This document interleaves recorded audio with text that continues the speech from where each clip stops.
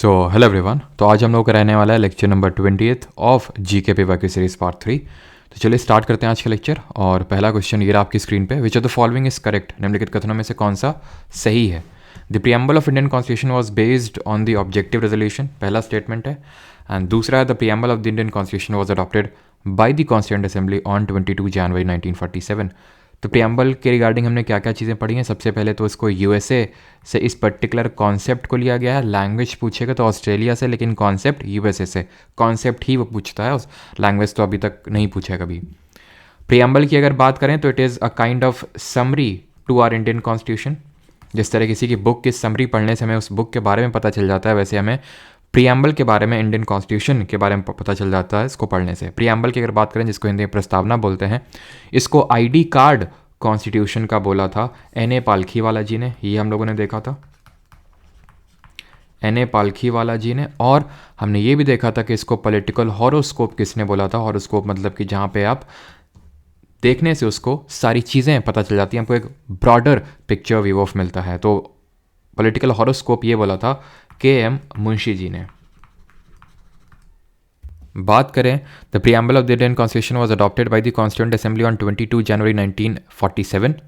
तो ये statement IB ने सही माना है, बट मेरे अकॉर्डिंग ये स्टेटमेंट गलत होना चाहिए, because it was objective resolution, उद्देश्य प्रस्ताव था वो, जिसको कि 22 जनवरी 1947 को अडॉप्ट किया गया था।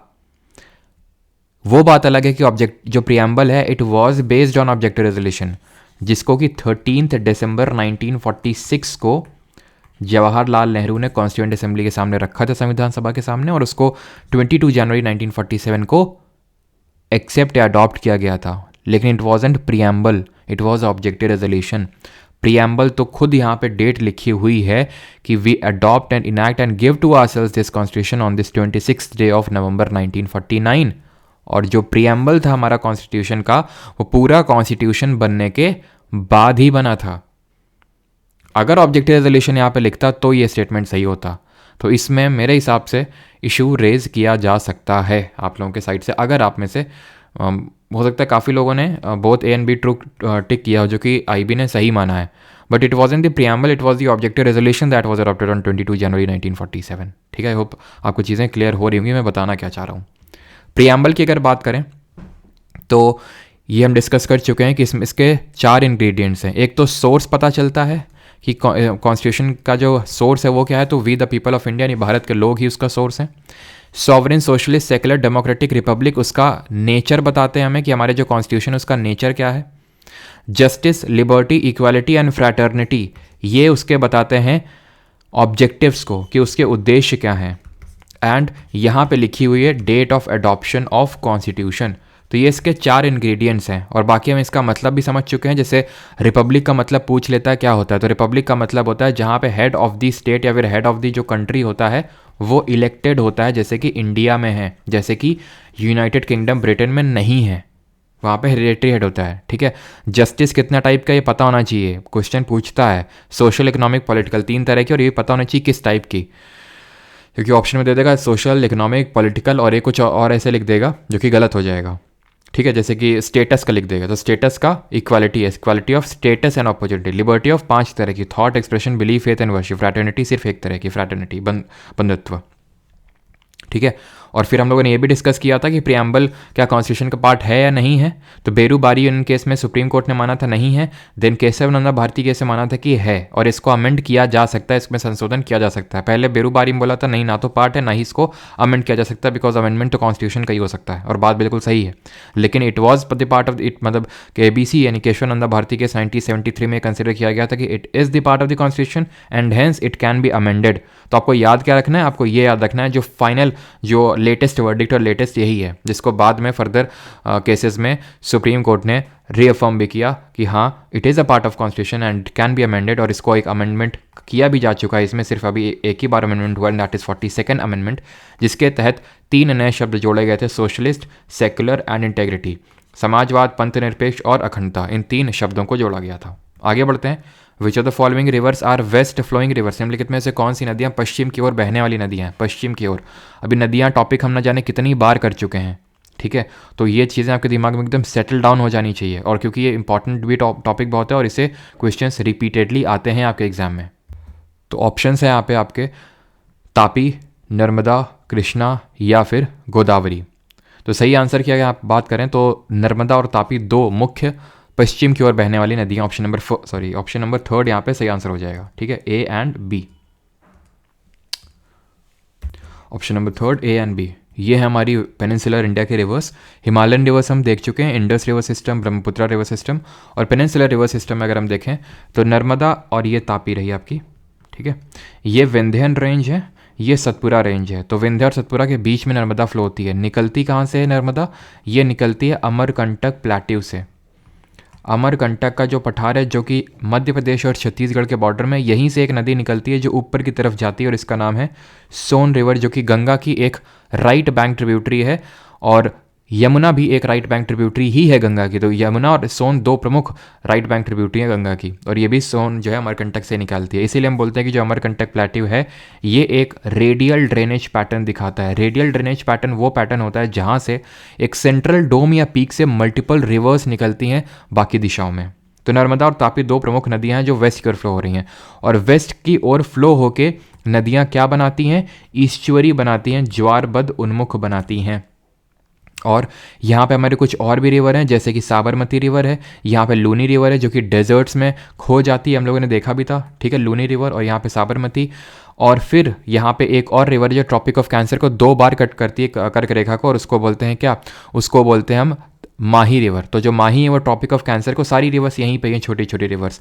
देन अगर हम फिर से नीचे आते हैं यहाँ पे, तो यहाँ पे है गोवा, और गोवा में दो प्रमुख वेस्ट की ओर फ्लो होने वाली रिवर्स है जिनको हम बोलते हैं मंडोवी एंड जुआरी, ठीक है। गोवा में है आपकी दो, एक तो मंडोवी एंड जुआरी, ये दो प्रमुख नदियां हैं वेस्ट फ्लोइंग गोवा की। फिर अगर हम बात करें केरल की, तो केरल में आपको देखने को मिलेगी पेरियार एंड भरतफूजा, ठीक है, पेरियार एंड भरतफूजा आपको रिवर्स देखने को मिलेंगी। ऑलराइट, ये हमारी वेस्ट फ्लोइंग रिवर्स हैं। टॉकिंग अबाउट ईस्ट फ्लोइंग, तो उसमें सबसे बड़ी हमारी गोदावरी, जिसको हम दक्षिण गंगा के नाम से जानते हैं, या फिर इसको हम वृद्ध गंगा के नाम से भी जानते हैं। इसको हम देख चुके हैं। कहाँ से निकलती है? त्र्यंबकेश्वर से। इस तरह से याद किया था, GT रोड है ना, तो त्र्यंबकेश्वर से निकलती है, त्र्यंबकेश्वर। और इसमें आई थिंक एक काफ़ी अच्छा क्वेश्चन आया था अभी, हम लोग जब IB के ही मैं अभी ज़्यादातर क्वेश्चन इसमें इंक्लूड कर रहा हूँ, तो हम लोग एक आगे भी देखेंगे, ठीक है। गोदावरी से रिलेटेड एक काफ़ी अच्छा क्वेश्चन आया था। तो गोदावरी की ट्रिब्यूटरीज कौन कौन सी है? वेनगंगा, पेनगंगा, वर्धा, मंजरा, प्राणहिता, सबरी, ये सारी क्या है? इसकी ट्रिब्यूटरीज हैं। ऑलराइट, सहायक नदियाँ हैं। टॉकिंग अबाउट, और ये भी आपको पता होना चाहिए कि इनका ड्रेनेज बेसिन कहाँ कहाँ पे, क्योंकि भाई महाराष्ट्र से निकलती है, देन आंध्र प्रदेश, तो सारे आपको ये मैप पे लोकेट भी कर लेने हैं। नहीं होगा तो हम लोग जब अगला कोई क्वेश्चन आएगा इस पर, तो सारी चीज़ें देख लेंगे अभी, ठीक है। अभी इस पर फोकस कर लेते हैं कि इनका ओरिजिन कहाँ से होता है। तो कृष्णा का महाबलेश्वर से होता है, और इसकी ट्रिब्यूटरीज भी हम लोगों ने याद कर रखी हैं, भीमा, तुंगभद्रा, मूसी, कोयना, घाट प्रभा और माल प्रभा, ठीक है। और नर्मदा, तापी तो देख ही लिया। आगे बढ़ते हैं, question number third. Humayun's tomb was built by Jahangir as a tribute to his grandfather. Din Ilahi and eclectic religion was propagated by Akbar. Jahangir is well known for installing what is known as chain of justice at Agra Fort. पहला वाला statement गलत हो जाएगा, क्योंकि जो हुमायूं का मकबरा है, हुमायूंस टूम्ब है, जो कि दिल्ली में लोकेटेड है, इसको जहांगीर ने नहीं बल्कि हुमायूं की विडो, जिसका नाम था बीगा बेगम या फिर हाजी बेगम, उसने बनवाया था, बीगा बेगम ने। बट आर्किटेक्ट कौन था? आर्किटेक्ट अगर पूछ लेगा तो मिराक मिर्ज़ा घियात खान, मिराक मिर्ज़ा घियात खान इसका नाम था आर्किटेक्ट, बट बनवाया बीगा बेगम जो इसकी वाइफ ही थी। तो पहला वाला स्टेटमेंट गलत हो जाएगा, ठीक।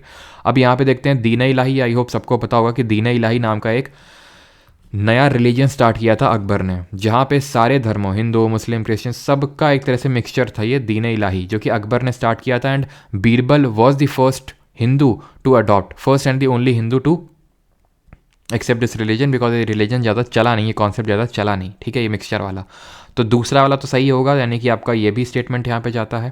थर्ड पे आते हैं, Jahangir is well known for installing what is known as chain of justice, ये आपका सही है। ऑप्शन नंबर फर्स्ट यहाँ पे सही आंसर होगा, 2 और 3।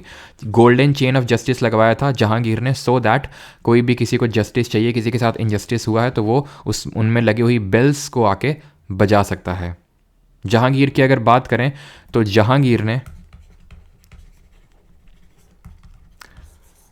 मोती मस्जिद भी बनवाया था। कहाँ पे? तो जहांगीर ने मोती मस्जिद बनवाया था लाहौर फोर्ट में, ठीक। ठीक है, ये भी हम लोग देख चुके हैं कि लाहौर फोर्ट में इसने मोती मस्जिद बनवाया था। मोती मस्जिद टोटल 3 बने थे, एक तो लाहौर में, दूसरा आपका बना था दिल्ली में, और एक आपका बना था आगरा फोर्ट में, आगरा का किले में। ये बनवाया था किसने? शाहजहां ने। एंड दिल्ली वाला बनवाया था औरंगजेब ने। बाकी अगर मुगल रूलर्स की टूम की बात करें, जैसे हुमायूं का तो यहाँ पे है, हुमायूं का जो फादर था दैट इज़ बाबर, उसका टूम है काबुल अफ़गानिस्तान में। बात अगर करें जहांगीर का, इसका टूम लाहौर में ही है। और शाहजहां और अकबर का जो टूम है दैट इज़ इन आगरा, और औरंगजेब का औरंगाबाद, ठीक है, जो कि अभी संभाजी नगर हो चुका है। आगे बढ़ते हैं। Consider the following statement. The Kudankulam nuclear power plant in Tamil Nadu is the largest nuclear power station in India by installed capacity. Solar Energy Corporation is responsible for the development of solar energy in India, including the implementation of the National Solar Mission. And India aimed to achieve 275 gigawatt of renewable energy capacity by 2022 as part of its commitment to the Paris Agreement. तो Paris agreement की बात करें तो corp यानी conference of parties 15 हुई थी, corp 21 हुई थी।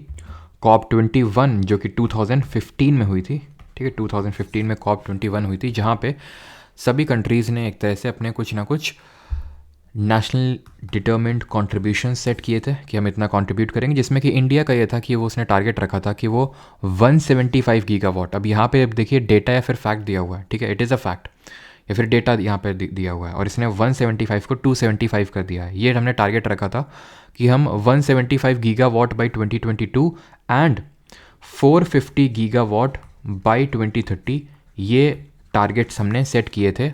सोलर अगर हम टारगेट्स बात करें, सोलर रिन्यूएबल एनर्जी क्या है, ठीक है, रिन्यूएबल एनर्जी क्या होती है? एक तरह से अनकन्वेंशनल फॉर्म ऑफ एनर्जी होती है, और रिन्यूएबल एनर्जी के फ़ायदे ये होते हैं कि इसको आप बार बार रिन्यू कर सकते हैं, यानी कि ये कभी भी एक तरह से एग्जॉस्ट नहीं होती है यूज़ करने से। जैसे कि हम कोल के थ्रू जो थर्मल एनर्जी बनाते हैं वो एग्जॉस्ट हो रहा है बिकॉज कोल लिमिटेड है, वो जिस एक तरह से हम बोल सकते हैं जिस स्पीड से बन रहा है उससे कहीं ज़्यादा स्पीड से ख़त्म हो रहा है, यूज़ हो रहा है, ठीक है। बट जैसे सोलर एनर्जी की बात करें, ये हमारे पास इसकी कोई अपॉर्चुनिटी कॉस्ट नहीं, अपॉर्चुनिटी कॉस्ट इसकी ज़ीरो है, यानी कि हम कितना भी यूज़ कर सकते हैं। So goes for wind, so goes for hydel energy, that is जो वाटर से हम एनर्जी जनरेट करते हैं। तो ये हमारे टारगेट्स हैं। और थर्ड वाला यहाँ पे गलत था, और अगर आप इसको पकड़ लिए थे आंसर तुरंत आपका आ गया था ऑप्शन नंबर 4। बाकी न्यूक्लियर पावर प्लांट्स की बात करें तो हम पहले ही देख चुके हैं कि हमारा इंडिया में जो पहला न्यूक्लियर पावर प्लांट है दैट वॉज तारापुर, जो कि महाराष्ट्र में है। एंड बाकी अगर हम बात करें जैसे कैगा कर्नाटका में है, और ककरापार गुजरात में है, नरोरा उत्तर प्रदेश में, रावत भाटा राजस्थान में, ये हमारे बाकी न्यूक्लियर पावर प्लांट्स हैं। Moving on towards the next question and that is consider the following statement.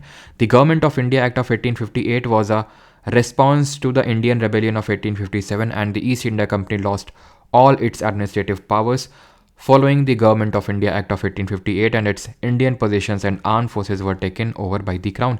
ये स्टेटमेंट आपका बिल्कुल सही है बिकॉज हमें पता है कि 1857 में first war of independence as said by Savarkar, V D Savarkar ने इसको फर्स्ट वॉर ऑफ इंडिपेंडेंस बोला था। तो ये सीपॉय म्यूटिनी हुई थी 1857 में, जिसके बाद ब्रिटेन की पार्लियामेंट ने एक एक्ट पास किया 1858 जिसके तहत ईस्ट इंडिया कंपनी को पूरी तरह से ख़त्म कर दिया और उसको बोला कि आप एकदम पैक करके वापस आ जाओ, ठीक है, अब हम डायरेक्टली रूल करेंगे, नहीं ब्रिटेन का क्राउन जो है डायरेक्टली रूल करेगा।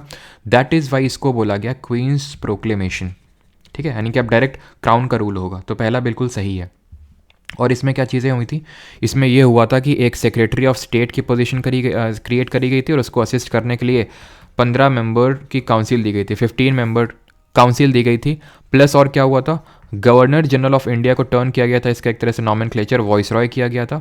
और पहला वॉइसरॉय कौन बना था? कैनिंग बना था, बिकॉज वो कैनिंग इस समय था। और इसने डुअल गवर्नमेंट को ख़त्म किया था, डुअल कंट्रोल को ख़त्म किया था। Dual control in the sense हमें पता था कि कॉमर्शियल फंक्शंस को मैनेज करने के लिए एक बॉडी हुआ करती थी, कोर्ट ऑफ डायरेक्टर्स, ये पहले से एग्जिस्ट करती थी। देन 1784 में पिट्स इंडिया एक्ट आया जिसने कि एडमिनिस्ट्रेटिव फंक्शंस, प्रशासनिक अफेयर्स को मैनेज करने के लिए एक बोर्ड ऑफ गवर्नर का एक पोजीशन क्रिएट किया। इन दोनों को ख़त्म कर दिया इस पर्टिकुलर 1858 के एक्ट ने, और इंडियन आर्मी में ब्रिटिशर्स की संख्या जो है बढ़ा दी इसने। Now Indian councils act of 1907 known as Morley Minto act introduce separate electorates for Muslims in India. बिल्कुल गलत होगा, बिल्कुल ये बात सही है कि इंडियन काउंसिल एक्ट ऑफ या फिर जो मॉर्लेमेंटो एक्ट है उसने सेपरेट इलेक्टोरेट यानी कि पृथक निर्वाचन जो है शुरू किया किसके लिए, मुसलमानों के लिए, मुस्लिम्स के लिए। लेकिन ये 1907 में नहीं आया था, ये 1909 में आया था। ये 1909 में इंट्रोड्यूस हुआ था मॉर्लेमेंटो रिफॉर्म्स, जिसके तहत क्या हुआ था, एक तो हम लोगों ने ये चीज़ पढ़ी थी, दूसरा चीज़ ये पढ़ा था कि सबसे पहली बार इसने बोला कि वॉइस रॉय की जो एग्जीक्यूटिव काउंसिल है उसमें एक इंडियन हो सकता है, और पहले इंडियन बने थे सत्येंद्र प्रसाद सिन्हा। तो ये ध्यान रखना कि ये दूसरा वाला गलत हो जाएगा हमारा इस तरह से, बिकॉज ये 1907 में नहीं आया था। और इसको मॉर्ले मिंटो क्यों बोलते हैं, बिकॉज मॉर्ले उस समय सेक्रेटरी था और मिंटो उस समय वॉइस रॉय ऑफ इंडिया था, इसलिए। उसी तरह 1919 में मॉन्टेग्यू सेक्रेटरी था और चेल्मसफोर्ड आपका वॉइस रॉय था। तो इन्होंने डायरकी सिस्टम को इंट्रोड्यूस किया इन दी प्रोविंशियल गवर्नमेंट। ये स्टेटमेंट बिल्कुल सही है और इसको हम डीप में देख भी चुके हैं कि किस तरह से जो गवर्नमेंट ऑफ इंडिया एक्ट था 1919 ने, उसने क्या क्या किया था। इसने तो सबसे पहले तो सेपरेट इलेक्टोरेट जो सिस्टम को इंट्रोड्यूस किया था, पृथक निर्वाचन को, 1909 का जो एक्ट आया था मॉर्लेमेंटो, और हम देख चुके हैं कि इसका मतलब क्या होता है। इसका मतलब ये होता है कि यही मान लो कि मुस्लिम बहुल इलाका है, तो यहाँ से सिर्फ मुस्लिम ही खड़ा हो सकता है और मुस्लिम्स ही वोट दे सकते हैं। यहाँ पे जो हिंदू या अदर कम्युनिटी के वो वोट नहीं दे सकते हैं। इसको बोलते हैं सेपरेट इलेक्टोरेट। इसीलिए फादर ऑफ इंडियन कम्युनलिज्म बोलते हैं मिंटो को, ठीक है। एक तो ये किया था, प्लस इसने ये किया था कि डायरकी इंट्रोड्यूस कर दी थी इसने। डायरकी मतलब द्वैध शासन, जहाँ पे डायरकेट प्रोविंसेस, इसका मतलब यह है कि जो प्रोविंशियल सब्जेक्ट्स थे, वैसे तो पहले ही जो सब्जेक्ट्स थे वो दो पार्ट में डिवाइडेड थे, सेंट्रल सब्जेक्ट्स और प्रोविंशियल सब्जेक्ट, बट इसने प्रोविंशियल सब्जेक्ट्स को भी फर्दर दो कैटेगरी में बांट दिया, reserved and transferred subject.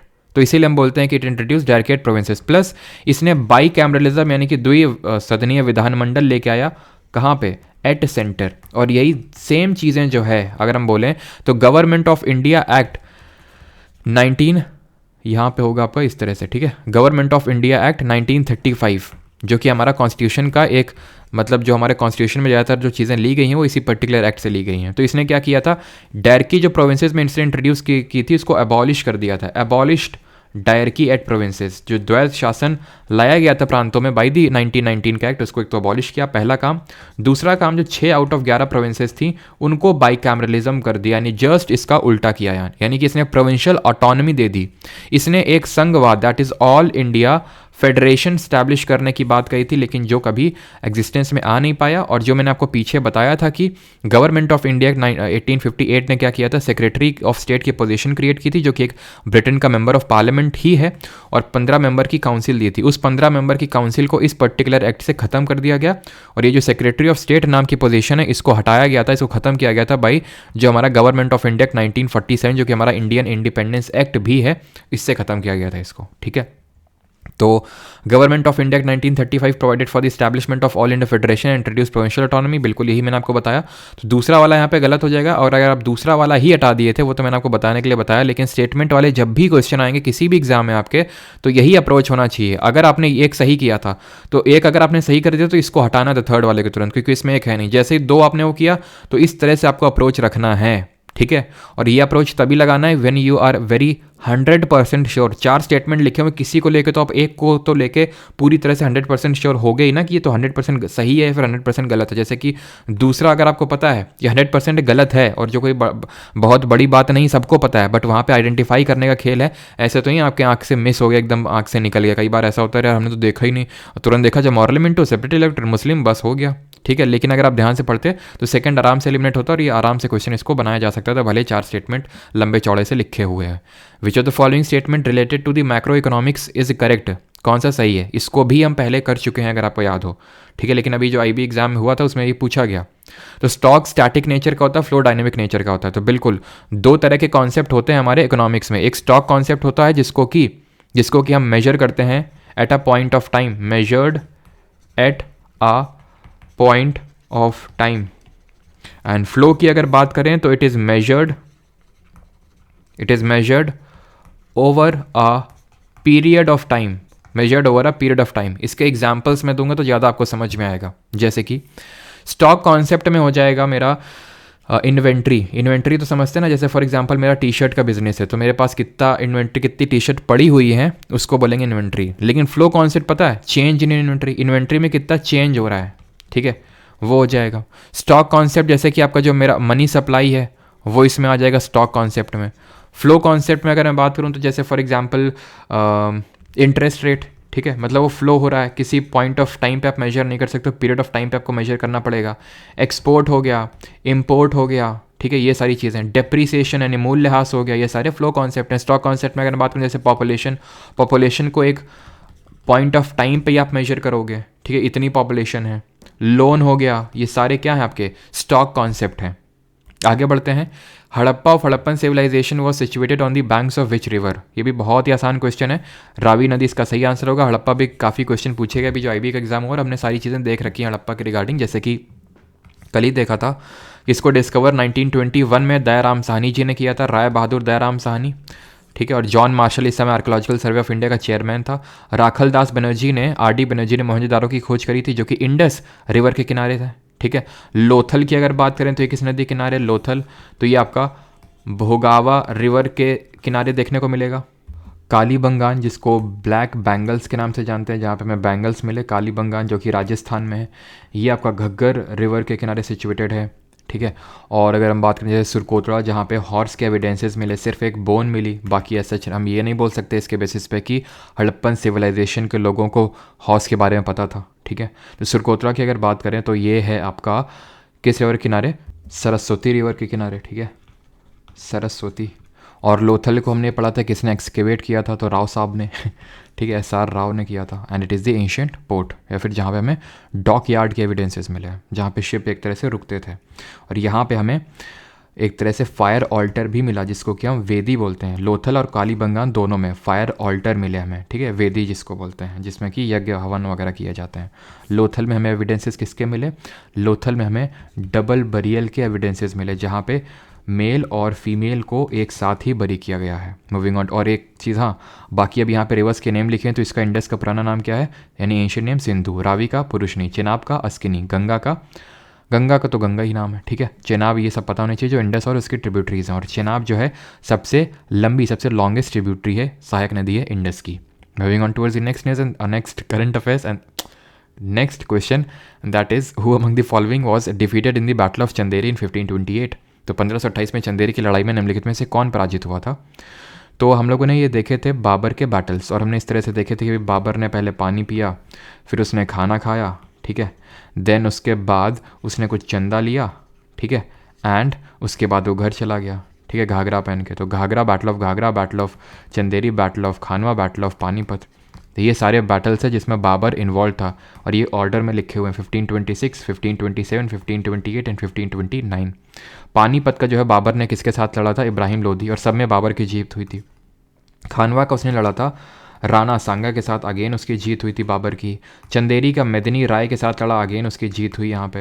And Ghaghara का बैटल लड़ा था इसने सुल्तान महमूद लोधी के साथ, और इसमें भी इसकी जीत हुई थी, सुल्तान महमूद लोधी। और ये ईयर आपको पता होना चाहिए, और किसके साथ लड़ा था ये पता होना चाहिए। तो चंदेरी की बात हो रही है, ऑप्शन नंबर सेकंड यहाँ पे सही आंसर होगा, मेदिनी राय। सिकंदर लोधी के साथ नहीं लड़ा था, इब्राहिम लोधी के साथ लड़ा था, मैं लिख देता हूँ।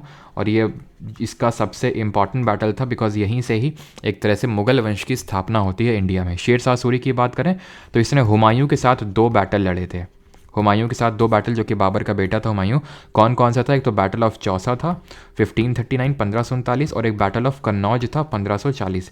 दोनों में ही शेर शाह सूरी की जीत हुई थी, और इसी वजह से हुमायूं को यहाँ से भागना पड़ा था, ठीक है, अपने होम टाउन।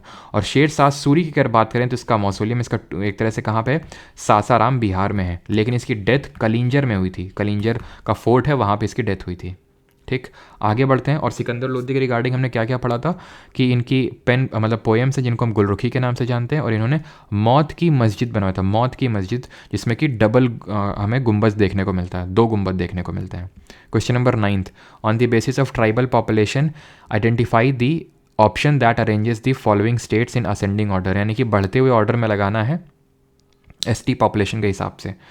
तो ST पॉपुलेशन में अगर हम बात करें तो सबसे टॉप पे विद नो डाउट कौन आने वाला है, मध्य, इंक्रीजिंग ही है ना, असेंडिंग, ठीक है। सबसे टॉप पे कौन आने वाला है, मध्य प्रदेश आने वाला है। सबसे ज़्यादा यहाँ पे पॉपुलेशन है ST की, ठीक है। अगर परसेंटेज टर्म्स में बात करेंगे ना, परसेंटेज टर्म्स में स्टेट और UT सबको मिला के, तो लक्षद्वीप में सबसे ज़्यादा ST पॉपुलेशन है। लक्षद्वीप में अगर मैं बात करूँ तो 94% यहाँ की पॉपुलेशन मुस्लिम पॉपुलेशन है। देन आपका मध्य प्रदेश के बाद Maharashtra and then Orissa. CBA will be the correct answer, option number first. Percentage terms में वैसे तो अगर हम बात करें टोटल एब्सोल्यूट टर्म्स में तो 104 मिलियन है population, ST population scheduled tribe India के अकॉर्डिंग टू 2011 का सेंसस। और परसेंटेज टर्म्स में अगर बात करेंगे तो 8.6% है टोटल पॉपुलेशन का, ST पॉपुलेशन 8.6%।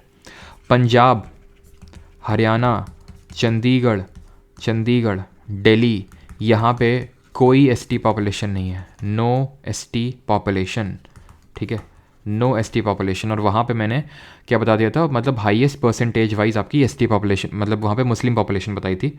और ध्यान ये रखिएगा कि ना सिर्फ मुस्लिम हाईएस्ट है यहाँ पे 94%, बल्कि ST भी हाईएस्ट है। मैं बताना वहाँ पे ST चाह रहा था बट गलती से मुस्लिम बता दिया, जो कि वो भी ट्रू है, मुस्लिम परसेंटेज वाइज भी सबसे ज़्यादा यहाँ पे, और ST भी अगर हम बात करें तो 104 मिलियन है, परसेंटेज वाइज 8.6% होगा यहाँ पे, ठीक है। और अगर SC की बात कर लें, SC पॉपुलेशन कितनी है, 16.6% है ऑफ टोटल पॉपुलेशन। जितनी पॉपुलेशन है उसका ज़्यादा, मतलब 16.6% इंडिया में SC है, शेड्यूल्ड कास्ट है। और ये सबसे ज़्यादा SC अगर हम बात करें किस स्टेट में है तो ये उत्तर प्रदेश में हाईएस्ट है, बट परसेंटेज वाइज बात करेंगे पंजाब में है, ठीक है। और अगर एब्सोल्यूट टर्म्स में टोटल ST पॉपुलेशन की बात करेंगे रफली 201 मिलियन पॉपुलेशन है, परसेंटेज टर्म्स में 16.6%। मैच करना है कॉलम्स को, यहाँ क्लास लिखा हुआ है और यहाँ पे उसका कॉमन नेम लिखा हुआ है, क्लोरोफाइके, फायोफाइके, रोडोफाइके और साइनोफाइके। तो क्लोरोफाइके की अगर बात करें तो क्लोरो का मतलब है ग्रीन, ठीक है, ये ग्रीन एल्गे होता है।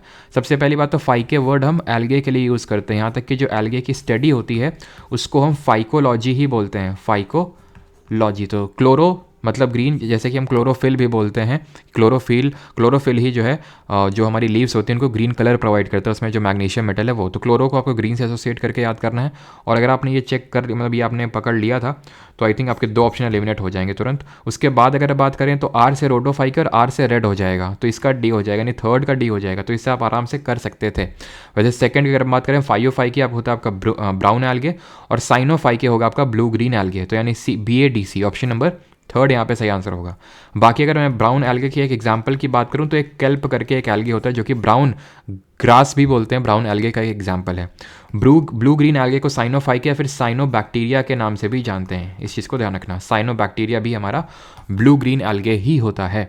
एल्गे की अगर बात करें तो ये सिम्बायोटिक रिलेशनशिप में एग्जिस्ट करता है, किसके साथ, फंगस के साथ, फंगाई के साथ। ना सिर्फ इसके साथ बल्कि एल्गे की एक वैरायटी होती है ज़ूज़ैंथले एल्गे, ठीक है, ज़ूज़ैंथले एल्गे उसको हम बोलते हैं। ये ज़ूज़ैंथले होते हैं कि मतलब ये कलर्स प्रोवाइड करते हैं, इनको हम मतलब डिग्नो फ्लैगलेट्स के नाम से भी जानते हैं। ये क्या करते हैं, कलर प्रोवाइड करते हैं। तो ये अगर ये आपके जो रीफ्स होते हैं, जो कोरल्स होते हैं, उनके साथ भी ये एक सिम्बायोटिक रिलेशनशिप बनाते हैं और कोरल रीफ का फॉर्मेशन यहाँ से करते हैं। और ये जब फंगस के साथ सिम्बायोटिक रिलेशनशिप में एंटर करते हैं तो लाइकेन बनाते हैं, ठीक है, लाइकेन। और लाइकेन की अगर हम बात करें तो ये एक तरह का नेचुरल इंडिकेटर है। और देश का पहला लाइकेन पार्क कहाँ पे है, ये उत्तराखंड में है, ठीक है। और ये आपका थैलोफाइटा कैटेगरी से बिलोंग करता है, थैलोफाइटा फाइलम से बिलोंग करता है। इसी से ही आपका लिटमस पेपर भी बनता है जहाँ पे हम एसिड या बेस का टेस्ट करते हैं। जो हम ये देखते हैं कि ब्लू लिटमस रेड में चेंज हो जाता है in the presence of acid, and red change हो जाता है ब्लू में in the presence of a base, यानी कि क्षार, और ये आपका अम्ल, ठीक है।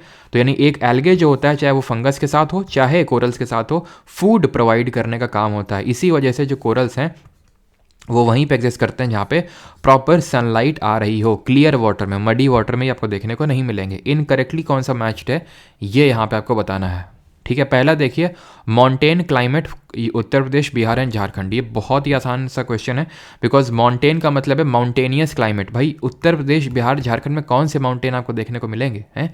यहाँ उत्तर प्रदेश, बिहार तो एकदम फर्टाइल प्लेन्स हैं ये।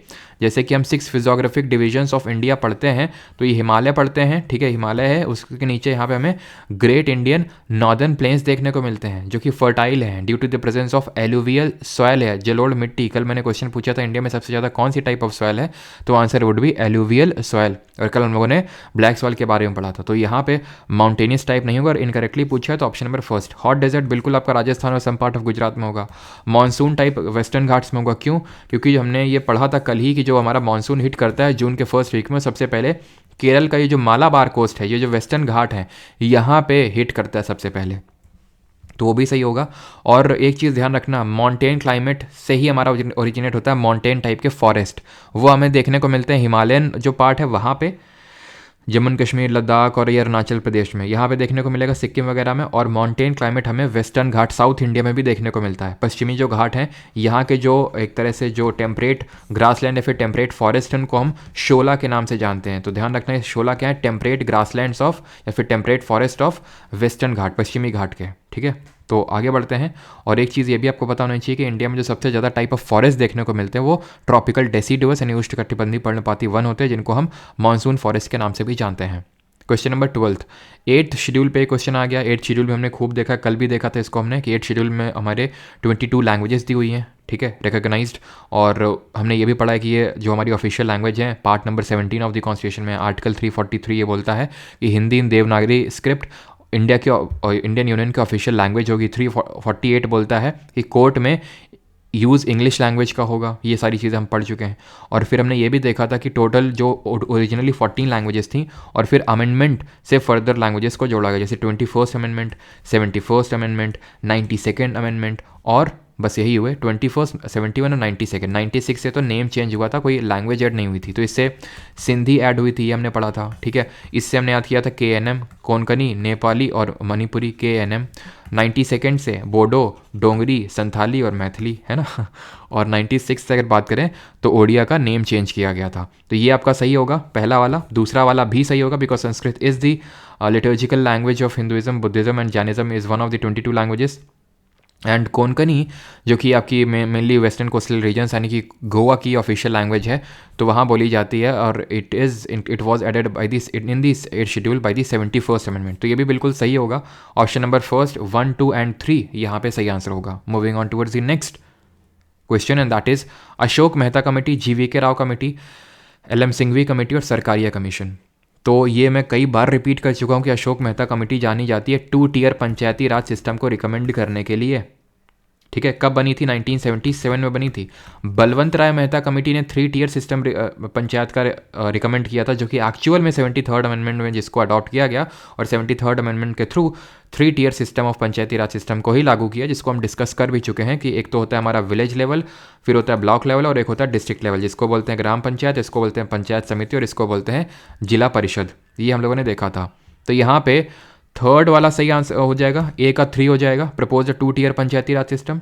तो अगर A का 3 अगर आप मार्क कर लिए थे, सारे आपके ऑप्शन गलत और सिर्फ एक ही सही बचता है यहाँ पे, option number 4th। Sarkaria commission जो कि 1983 में बना था, ये भी बहुत इंपॉर्टेंट है, ध्यान रखना। It was formed regarding the centre state relationship को देखने के लिए इसको बनाया गया था। केंद्र और राज्यों के बीच में रिलेशनशिप के लिए सरकारिया कमीशन बनाया गया था। और भी हमारे कमीशन बने थे इसको लेके, जैसे कि एक हमारा ये बना था हमारा राजमन्नार कमीशन, इसको लेकिन सेंट्रल गवर्नमेंट ने नहीं बनाया था, तमिलनाडु गवर्नमेंट ने बनाया था। और पुंची कमीशन 2007 में, इसको सेंट्रल गवर्नमेंट ने बनाया था, ठीक है। लेकिन सरकारिया वाला इंपॉर्टेंट है। LM सिंघवी, GVK राव, थुंगौन, ये जितनी कमिटीज़ हैं, ठीक है, GVK राव, LM सिंघवी, थुंगौन, ये सब पंचायत को लेके ही बनी थी। लेकिन सब कुछ आपको याद करने की ज़रूरत नहीं है, मैं पहले ही बोल रहा था, और ये प्रूफ भी हो गया यहाँ पे कि जैसे कि आपको कुछ भी, मतलब जैसे अशोक मेहता का याद है कि 2 टियर है, आराम से क्वेश्चन हो गया। बलवंत राय मेहता के कुछ रिकमेंडेशन, बिकॉज सबके आप रिकमेंडेशन याद नहीं कर सकते हैं। आपको थोड़ा सा आइडिया होना चाहिए कि वो कमेटी कब बनी थी और किस पर्सपेक्टिव में बनी थी। Who was the founder of Khilji dynasty? Again super easy question. Khilji वंश का संस्थापक कौन था? अब ये मैंने ज़्यादातर जो क्वेश्चन लिए हूँ IB के जो अभी एग्जाम हो उससे लिए।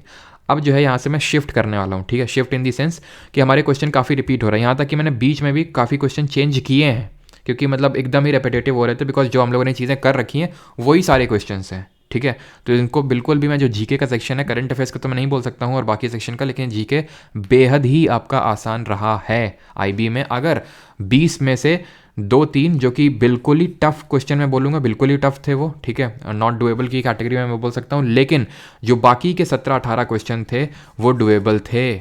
और उसमें से जो 14 से मैं बोल सकता हूँ 14 से 15 से क्वेश्चन आराम से डुएबल थे। जैसे खिलजी डायनेस्टी की अगर मैं बात करूँ, ठीक है। और हाँ, काफ़ी स्टेटमेंट वाले क्वेश्चंस थे, तो वो हमने देखा कि किस तरह से स्टेटमेंट वाले क्वेश्चंस को एक्चुअल में सॉल्व करते हैं। इसी वजह से जिन लोगों ने नेटो लेक्चर्स दे के गए होंगे आईबी के लिए, तो उनको काफ़ी मतलब सहूलियत हुई होगी इन क्वेश्चंस को सॉल्व करने में। तो खिलजी हमें पता है कि ये जो जलालुद्दीन खिलजी था वो फाउंडर था। कब फाउंड किया था? 1290 में, जो कैकूबाद था स्लेव डायनेस्टी के लास्ट रूलर, उसको मार के। देन आता है इसका सन इन लॉ अलाउद्दीन खिलजी, जिसने कि इसको मारा जलालुद्दीन खिलजी को, और उसके बाद आता है। और ये रूल करता है कब से कब तक? तो 1296 से रूल करना ये स्टार्ट करता है 1316 तक, ठीक है। 1296 से 1316 तक ये रूल रहता है इसका। और हमने देखा था इसने दाग और चेहरा सिस्टम इंट्रोड्यूस किया था। अलाउद्दीन खिलजी ने ही आपका जो इक्ता सिस्टम है उसको भी ख़त्म किया था। इसका मिलिट्री कमांडर था मालिक काफूर, जिसने कि साउथ इंडिया में एक्सपेडिशन लीड किए थे अलाउद्दीन खिलजी के लिए। ऑलराइट, आगे बढ़ते हैं। और अगला है हमारा 15th, India is a net exporter of iron and zinc ores. तो इंडिया नेट एक्सपोर्टर इसका आयरन और जिंक ओर का। ये स्टेटमेंट हमारा बिल्कुल मान लेते हैं हमें नहीं पता है, मान लेते हैं नहीं पता है इसको, ठीक है। फिर सॉल्व करते हैं। Khetri copper belt in Rajasthan is a significant copper producing region in India. ये आई थिंक पता होना चाहिए आपको कि खेतरी है जो है राजस्थान। हम लोगों ने कई बार पढ़ा भी, पीवाई की सीरीज में पढ़ा कि खेतरी जो कॉपर माइन है वो राजस्थान में है, मलजखंड, ठीक है। मलजखंड मध्य प्रदेश में है, मलजखंड मध्य प्रदेश में है, एमपी में है। ऐसे ही हमारे और भी हैं, जैसे कि मैं अगर बात करूं तो हज़ारीबाग, हज़ारीबाग हो गया आपका, हज़ारीबाग, सिंघभम, ठीक है, सिंघभम, ये दोनों कहाँ पे हैं? झारखंड में। ये भी कॉपर से ही रिलेटेड हैं सर, ठीक है, मतलब कॉपर की ही माइंस है। तो दूसरा सही होगा। दूसरा अगर सही होगा तो मैं इसको हटा दूं। The majority of India's petroleum production comes from the offshore fields in the bay of Bengal. ज़्यादातर जो हमारी ऑफ शोर फील्ड है जहाँ से एक तरह से हम कच्चा तेल निकालते हैं, समझ लो, वो हमारी बे ऑफ बंगाल में है। यानी बे ऑफ बंगाल मतलब ये, और ये हो गया अरेबियन सी। अब मैं ये तो नहीं बोलूँगा कि बहुत ही आसान था ये स्टेटमेंट को एलिमिनेट करना, लेकिन अगर सोचते तो कैसे सोचा जा सकता था कि आपको ये पता हो। इतना तो ये सबको पता होगा कि जैसे मुकेश अंबानी जी जो हैं, या फिर जो भी हो, जितने भी हमारी ऑफशोर कंपनीज़ हैं, जैसे कि मुंबई ऑफशोर जो हाई है, मुंबई हाई, वो यहाँ पे है, वो यहाँ पे हमें देखने को मिलते हैं, ठीक है। ज़्यादातर जो हमें जहाँ से हम क्रूड ऑयल कच्चा तेल निकालते हैं वो हमें अरेबियन सी में देखने को मिलते हैं। बे ऑफ बंगाल में अभी डेवलपिंग फेज़ में, उतना डेवलप नहीं हुआ है। और अगर आप इसको एलिमिनेट कर लिए थे थर्ड को, तो ये चला गया था स्टेटमेंट, बस यही गया था अभी। मतलब ये क्वेश्चन डिफिकल्ट है, तुरंत एलिमिनेशन नहीं हो रहा था इसमें, ठीक है। The Zawar mines in Rajasthan are famous for their zinc. बिल्कुल सही है, जेड से जवार, जेड से जिंक, ये सही है। और it is the oldest mine of zinc across the world. तो चौथा वाला सही होगा, पहला वाला सही होगा, आंसर 1 to 4 होगा। बाकी भी माइंस को थोड़ा सा हम डिस्कस कर लेते हैं। तो बाकी माइंस अगर हम डिस्कस करें, जैसे कि गोल्ड की माइंस कौन कौन सी हैं, थोड़ा सा रिकॉल करने की कोशिश करिए। यूरेनियम की, ठीक है। तो गोल्ड की अगर हम बात करें तो केजीएफ, एक तो कोलार गोल्ड फील्ड है, एक हुट्टी गोल्ड माइंस हैं। ये दोनों कहाँ पे हैं? ये दोनों कर्नाटक में आपको देखने को मिलेंगी। तो कर्नाटक को हम टॉप मोस्ट प्रोड्यूसर बोल सकते हैं in India regarding gold. Uranium की अगर बात करें तो यूरेनियम जादूगुड़ा माइंस है झारखंड में, ठीक है, जादूगुड़ा माइंस झारखंड में। और ये भी चीज़ आपको पता होना चाहिए कि हम यूरेनियम के 235 U235 92 इसका एटॉमिक नंबर होता है और इसका एटॉमिक मास 235 होता है। इसी को हम यूज़ करते हैं जो हमारे एटॉमिक रिएक्टर्स होते हैं ना, जो हम डिस्कस कर रहे थे, तारापुर, ककरापार, कैगा, नरोरा, रावतबाटा, कुंडनकुलम, ये सब हम न्यूक्लियर फिजन का यूज़ करते हैं, परमाणु विखंडन, और इसी पर्टिकुलर आइसोटोप का यूज़ करते हैं। अच्छा, एक बार जब मैंने काफ़ी पहले एक एग्ज़ाम दिया था तो उसमें क्वेश्चन पूछा था कि इसमें नंबर ऑफ़ न्यूट्रॉन बताइए कितने होंगे, नंबर ऑफ न्यूट्रॉन कितने होंगे। तो नंबर ऑफ न्यूट्रॉन हम कैसे निकालते हैं? मास नंबर, और मास नंबर को हम रिप्रेजेंट कैसे करते हैं? ए से, और एटॉमिक नंबर जिसको हम जेड से रिप्रेजेंट करते हैं, ठीक है। तो जरा कैलकुलेट करके कमेंट में बताइए कि यूरेनियम के नंबर ऑफ न्यूट्रॉन्स कितने होंगे। और अगर हम बात करें नंबर ऑफ इलेक्ट्रॉन तो वो 92 ही होंगे, और नंबर ऑफ प्रोटॉन वो भी 92 ही होंगे। ऑलराइट, फिर अगर हम बात करें जैसे कि और एक माइन यहाँ पे डिस्कस कर लेते हैं। अच्छा, ये बताइए डिगबोई जो माइन है, मतलब नॉट माइन, एक तरह से डिगबोई जो फील्ड है वो कहाँ पे है? असम में। और यहाँ से हम क्या एक तरह से वो करते हैं, पेट्रोलियम की है, ठीक है। तो डिगबोई कहाँ पे? आपका असम में। आगे बढ़ते हैं। द अर्थशास्त्र कंसिस्ट ऑफ, अब ये थोड़ा बनराकस टाइप में क्वेश्चन बोलूँगा, ठीक है, कि भाई ये बनने वाला क्वेश्चन नहीं था। अगर आपने पढ़ा है तो सीधे सीधा ये बन जाएगा। अगर आपने गलती से कभी इसको पढ़ लिया था, जो कि यूजुअली नहीं पढ़ते, हमें इतना पता होता है कि अर्थशास्त्र जो है कौटिल्य, विष्णुगुप्त, फिर चाणक्य, जो एक ही मतलब बंदे हैं, उन्होंने ही इसको लिखा था। और ये पॉलिटिकल साइंस पे एक बुक है, ना कि इकोनॉमिक्स पे। बट इसमें टोटल ये 15 बुक्स का एक तरह से कॉम्पोजिशन है। जैसे कि जो हमारा ऋग्वेद है, ठीक है, ऋग्वेद टोटल 10 बुक्स का मतलब कॉम्पोजिशन है, और वो 10 बुक को हम क्या बोलते हैं, मंडल बोलते हैं। तो हम बोलते हैं कि ऋग्वेद में 10 मंडल हैं, जिसमें कि तीसरे मंडल में गायत्री मंत्र है, 9वें मंडल में भगवान सोम के बारे में दिया हुआ, सोमरस के बारे में दिया हुआ जो एक तरह की एनर्जी ड्रिंक है, 10th वाले में पुरुष शुक्ता के बारे में दिया हुआ है। तो ये सारी चीज़ें हमें पता है, लेकिन अर्थशास्त्र वाला हमें यूजुअली नहीं पता होता है। ठीक है, question number 17th, consider the following statement regarding the Constitution of India. Article 21A of the was added by 86th Amendment 2002 and provides right to education for children aged, ये बिल्कुल सही है। 21A जिसको 86 अमेंडमेंट से add किया गया था, ये प्राइमरी एजुकेशन को एक राइट टू एजुकेशन की कैटेगरी में डालता है, हायर एजुकेशन को नहीं, प्राइमरी एजुकेशन को। तो पहला अगर सही है तो ये गया आपका और ये गया आपका। ठीक है, यानी कि 3 अपने आप गलत हो गया। अगर करेक्ट पूछा है तो 3 अपने आप गलत होना चाहिए, क्योंकि पहला तो होगा ही होगा। ठीक है, कंसिडर, ठीक है। तो 3 क्या, आर्टिकल 242 से लेकर 242O तक relates to panchayat providing a framework for their creation mail function in India, but है क्या वो 243 है। देखिए आप यहाँ पे एक फैक्ट है, ठीक है, एक तरह से डेटा है, डेटा को इसने चेंज कर दिया।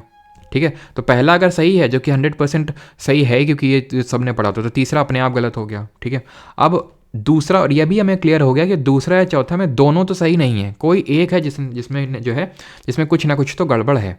Article 32 provides right to constitutional remedies which empower the citizens to move a court of law in case of any delay of fundamental right, बिल्कुल सही है। आर्टिकल 32 जिसको कि हम राइट टू कॉन्स्टिट्यूशनल रेमेडीज यानी संवैधानिक उपचार भी बोलते हैं, इसके तहत हम सुप्रीम कोर्ट जा सकते हैं। आर्टिकल 226 का यूज़ करके हाई कोर्ट जा सकते हैं। अब ये एक फंडामेंटल राइट नहीं है, आर्टिकल 32 वाला एक फंडामेंटल राइट है, जिसको कि heart and soul of Indian constitution, संविधान के हृदय व आत्मा बोला था अम्बेडकर जी ने। और इसके तहत सुप्रीम कोर्ट 5 तरह की रिट्स इशू कर सकता है, habeas corpus, mandamus, prohibition, certiorari and quo warranto. और ये 5 रिट हमने यूके का कॉन्स्टिट्यूशन से बोरो की है। तो दूसरा वाला तो सही है, दूसरा वाला सही है, तो इसका मतलब चौथा गलत होना पड़ेगा। 12th schedule is popularly known as the anti defection law, गलत हो गया यहीं पे।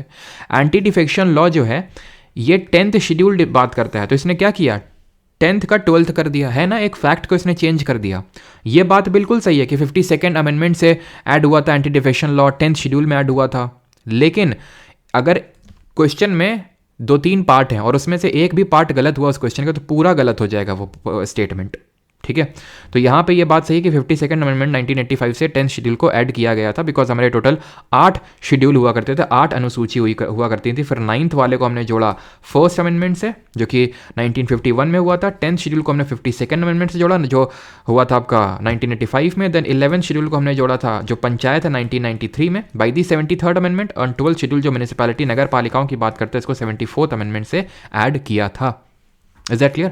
और एक चीज़ हमें पता होनी चाहिए कि ये जो 10th शेड्यूल है या फिर जो एंटी डिफेक्शन लॉ है, इसमें एक अमेंडमेंट भी हुआ था, 91st अमेंडमेंट, जिसके तहत काफ़ी चीज़ें हुई थी। एक तो तुम्हें याद होगा 75 क्लॉज 1 सब क्लॉज बी, ये बात करता है कि अगर कोई डिफेक्शन के केस में डिसक्वालीफाई होता है तो वो मिनिस्टर भी नहीं बन सकता है, वो मिनिस्टर बनने के काबिल भी नहीं होगा।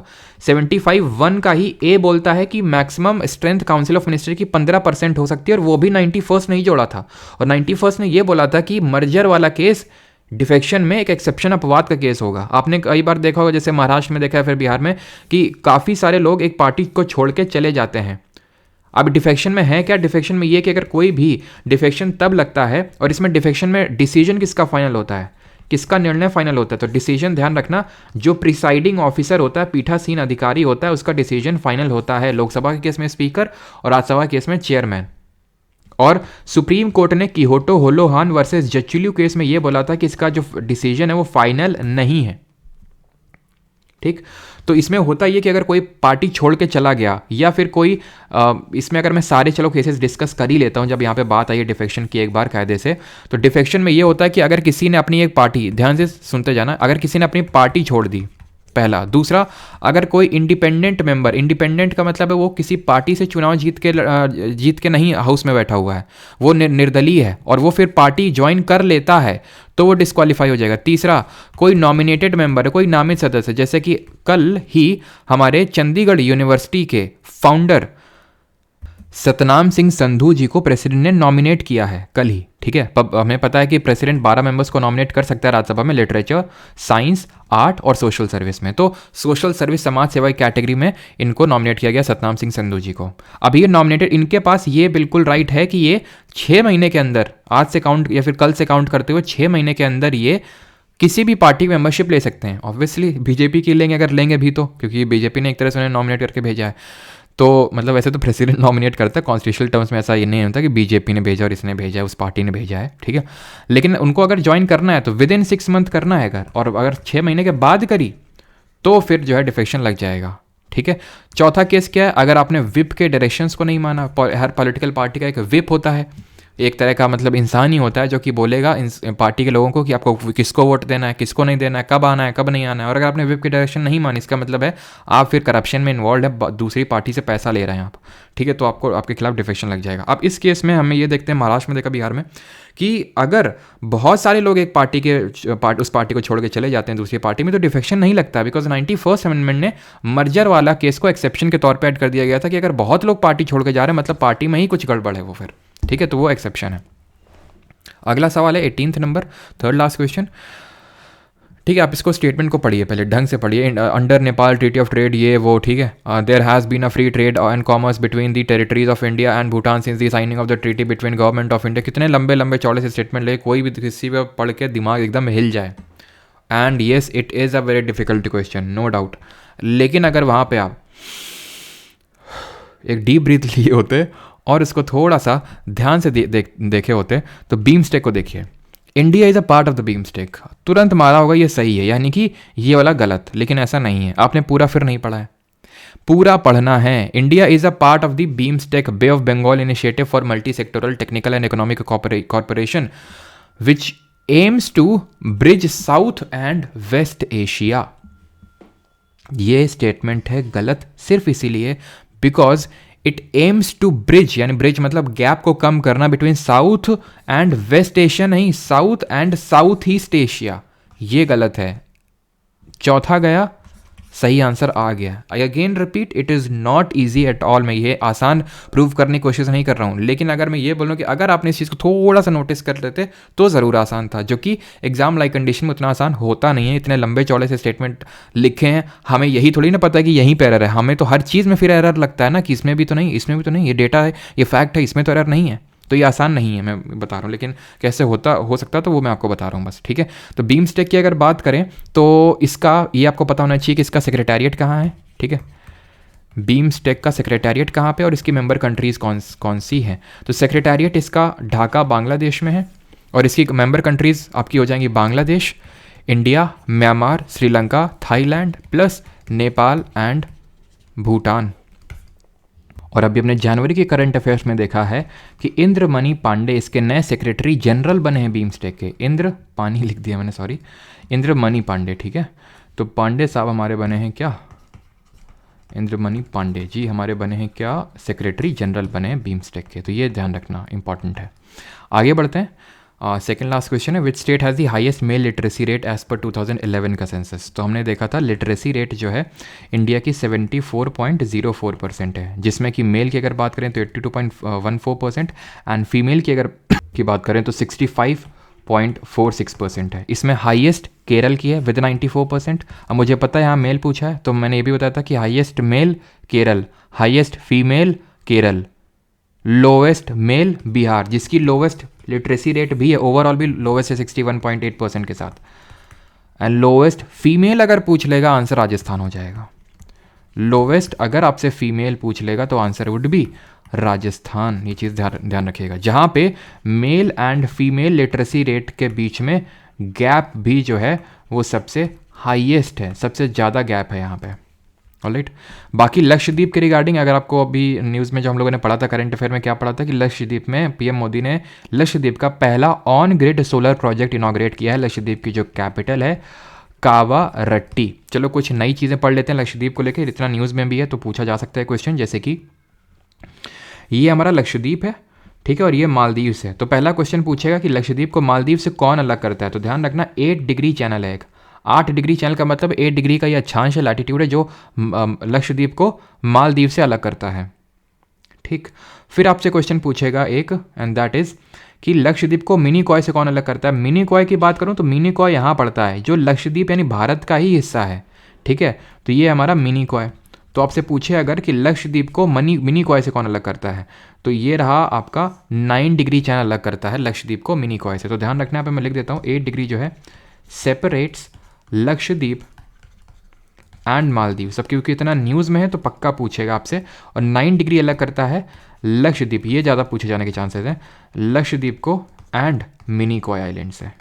ठीक है, बाकी फिर हम वो 10 डिग्री डंकन पैसेज वो भी देख लेंगे जब हम अंडमान निकोबार आइलैंड्स पे आएंगे तो। ठीक है, अभी के लिए इतनी चीज़ें। और मिज़ोरम में हमें पता होना चाहिए, मिज़ोरम में हाईएस्ट परसेंटेज ऑफ फॉरेस्ट है, highest percentage of, not highest मतलब lowest percentage of SC population India भी मिज़ोरम में ही है।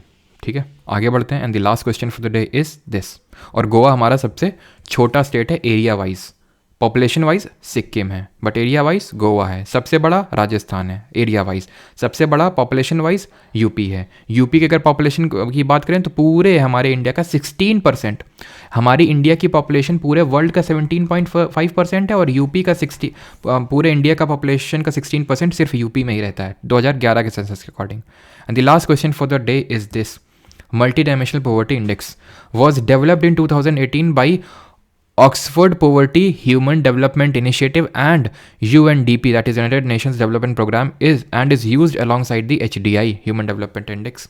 तो यहाँ पे इसने क्या किया है, इसने थोड़ा सा ट्वीक कर दिया है, चेंज कर दिया है। ये फैक्ट लिखा हुआ है, डेटा है कि यहाँ पे लिखा हुआ है। तो ये एक्चुअल में 2008 नहीं 2010 में सबसे पहले पब्लिश किया गया था। और अगर ये गलत हुआ तो अपने आप आपका आंसर आ गया 2 और 3, जो कि दोनों अपने आप सही हो गए। MPI की अगर बात करें तो अभी हम उस पर नहीं जाएंगे कि इंडिया का कितना क्या रैंक रहा वो सारी चीज़ें, बिकॉज अभी जब नया मल्टीडायमेंशनल पॉवर्टी इंडेक्स आएगा तो उसको हम देखेंगे। ठीक है, उसको देखने की ज़रूरत है, पुराने वाले को देखने की भी ज़रूरत नहीं है। 3 डायमेंशंस ऑफ, यहाँ पे 3 डायमेंशंस पे ट्रैक होता है ये multidimensional poverty index. Health, education और लिविंग स्टैंडर्ड है, ये तीनों होते हैं आपके। और इसमें 10 इंडिकेटर, ये 3 डायमेंशन होते हैं और 10 इंडिकेटर होते हैं, जिसमें nutrition, child mortality, years of schooling, school attendance, cooking fuel, sanitation, water, electricity, floor acids, ये सारी चीज़ें आती हैं। चाइल्ड मोर्टेलिटी की अगर बात करें तो हम लोगों ने कल इसके रिगार्डिंग पढ़ा था कि इन्फेंट मोर्टेलिटी रेट, यानी कि जब जन्म के समय कितने बच्चों की डेथ हो जाती है, 44 2011 सेंसस के अकॉर्डिंग। और अंडर 5 मोर्टेलिटी रेट, अंडर 5 का मतलब है 5 साल के अंदर, तो ये हमारा 55 है। राइट, यहाँ पे हमारा आज का लेक्चर होता है ख़त्म। और इसकी PDF आपको मिल जाएगी परमार SSC के टेलीग्राम पे। एंड जो इसके हैंडरिटन नोट्स हैं वो आपको परमार अकेडमी एप्लीकेशन पे कोर्सेज सेक्शन में PDF कोर्स पार्ट 3 करके वहाँ पे मिल जाएगा। Thank you.